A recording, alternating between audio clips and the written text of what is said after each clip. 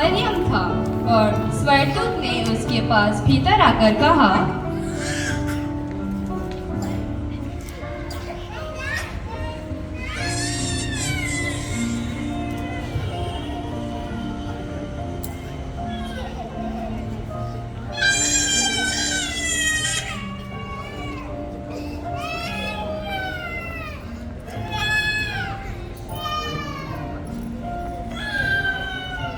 आनंद और जय तेरी हो, जिस पर ईश्वर का अनुग्रह हुआ है, प्रभु तेरे साथ है। वह उस वचन से बहुत घबरा गई। हे मरियम, भयभीत न हो, क्योंकि परमेश्वर का अनुग्रह तुझ पर हुआ है। और देख, तू गर्भवती होगी और तेरा एक पुत्र उत्पन्न होगा और तू उसका नाम यीशु रखना।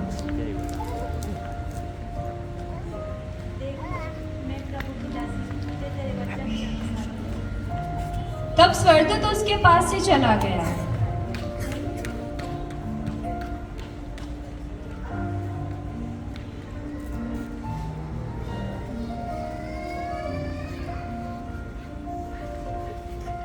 अब मरियम की मंगनी यूसुफ के साथ हो गई थी और उनके इकट्ठे होने के पहले से वो पवित्र आत्मा की ओर से गर्भवती पाई गई। सो उसके पति यूसुफ जो धर्मी था और उसे बदनाम नहीं करना चाहता था, उसे चुपके से त्याग देने की मनसा की। जब वह इन बातों की सोच ही में था तो प्रभु का स्वर्गदूत उसे स्वप्न में दिखाई देकर कहने लगा,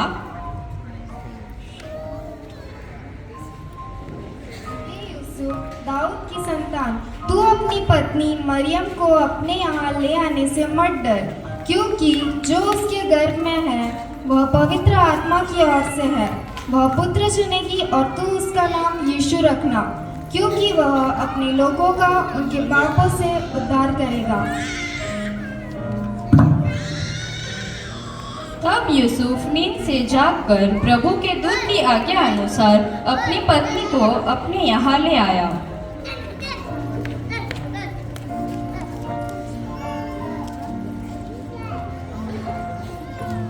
क्या बात है।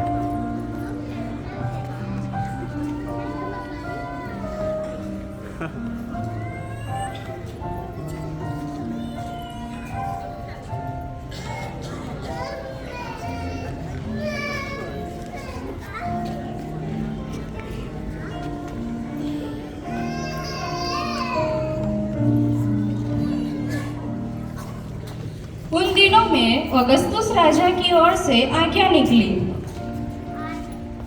सेनापति सेनापति, जी हाँ। जी महाराज, क्या हुक्म है? देश में जाओ और ढिंढोरा पिटवाओ और देश के सभी लोगों के नाम लिखाई करो। ठीक है।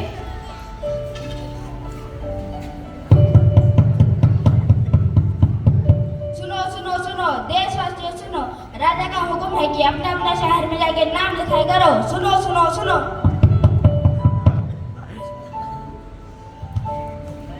अतः यूसुफ भी इसलिए कि वह दाऊद के घराने और वंश का था, गलील के नाजरत नगर से यहूदिया में दाऊद के नगर बैतलहम को गया कि अपनी मंगेतर मरियम के साथ जो गर्भवती थी नाम लिखवाए।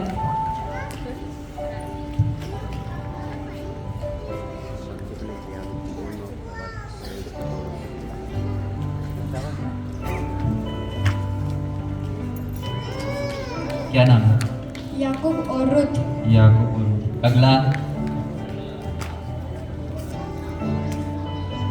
क्या नाम है?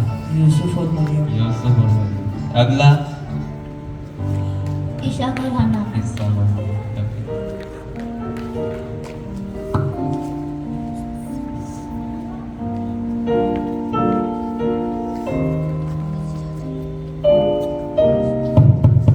क्या काम है? हमें रहने की जगह चाहिए। यहाँ रहने की जगह तो नहीं है, परंतु एक जगह है जहाँ तुम ठहर सकते हो। कौन सी? चलनी में। वो कहाँ पर है? आगे जाओगे तो मिलेगा।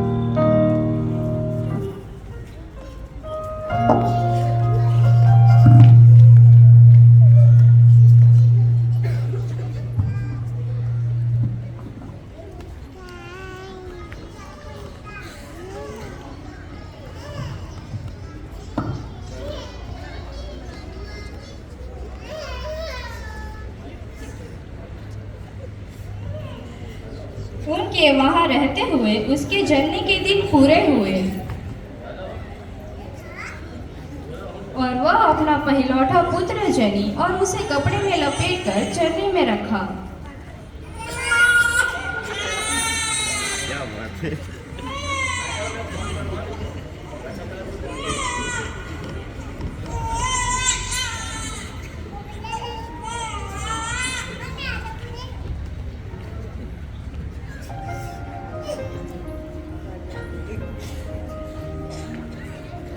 उन दिनों में जब यहूदिया के बैथल में यीशु का जन्म हुआ तो देखो पूर्व से कई ज्योतिषी यरूशलेम में आकर पूछने लगे,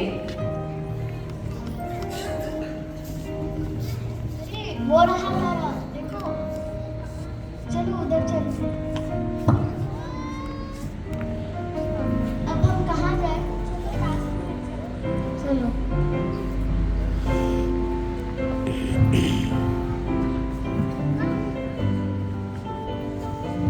क्या काम है?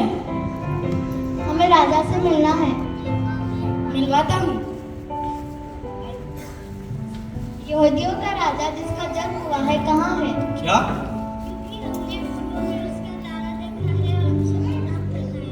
सेनापति इन्हें कमरे में लेके जाए। यह सुनकर हेरोदेस राजा और उसके साथ सारा यरूशलेम घबरा गया। अरे ये कैसे हुआ? ये कौन हो सकता है और कौन हो सकता है मेरे से बड़ा? सेनापति ज्योतिषी को बुलाइए। राजा ने आपको बुलाया है।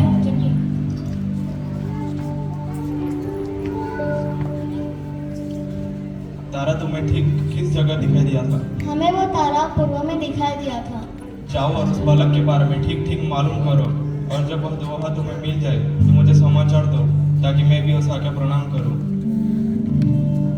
वे राजा की बात सुनकर चले गए और देखो जो तारा उन्होंने पूर्व में देखा था वह उनके आगे आगे चला और जहाँ बालक था उस जगह के ऊपर पहुंचकर ठहर गया। अरे उधर तारा रुक गया है, चलो उधर चलते हैं।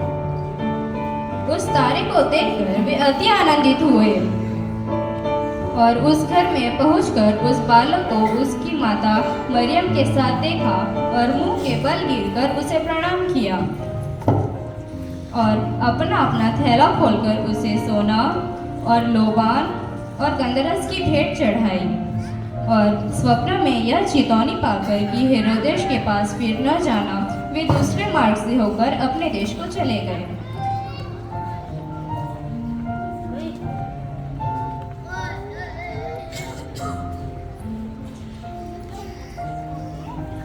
और उस देश में कितने गडरिये थे जो रात को मैदान में रहकर अपने झुंड का पहरा देते थे। क्या बात है।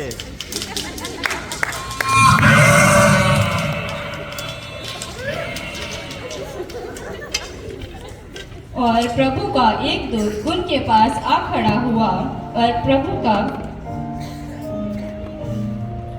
का तेज उनके चारों ओर चमका और वे बहुत डर गए।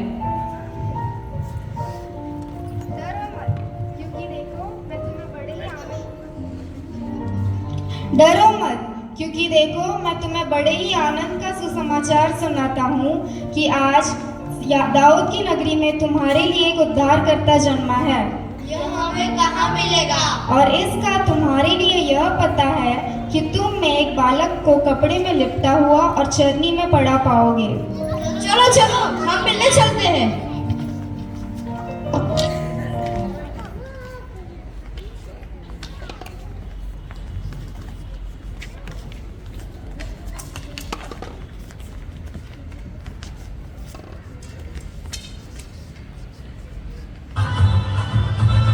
सब मिलके नाचो, सब मिलके गाओ, यीशु मसीह आज पैदा हुआ।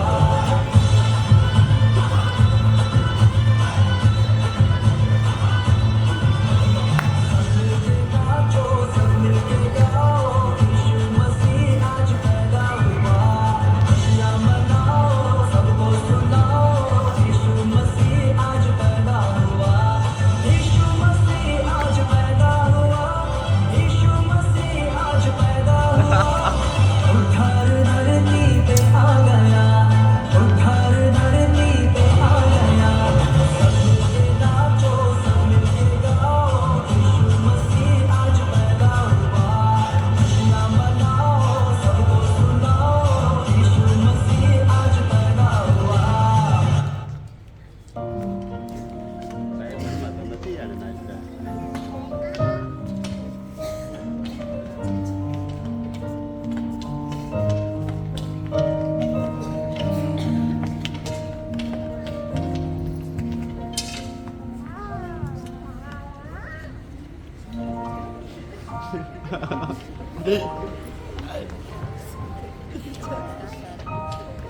उनके चले जाने के बाद प्रभु का एक दूत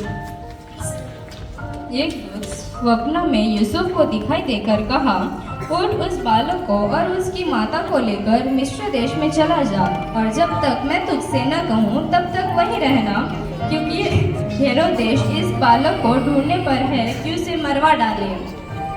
तब वह रात ही को उठकर बालक और उसकी माता को लेकर मिस्र को चला गया।